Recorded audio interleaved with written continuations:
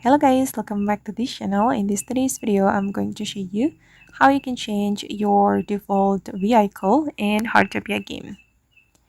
Okay, let's get into it guys. Here I have already joined the game and this is my default vehicle. So when I click on the vehicle icon, this car will automatically appear so I can drive it. And if you want to change the default vehicle guys, you can go to the toolbox and select my vehicle, and this is my default.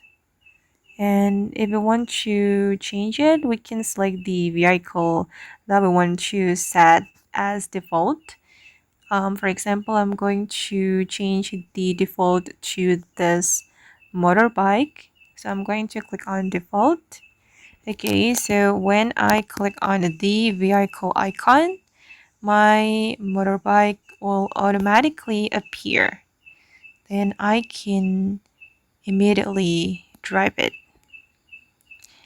Okay guys, and that's how we can change our default vehicle in Heartopia game. I hope this video will be useful for you.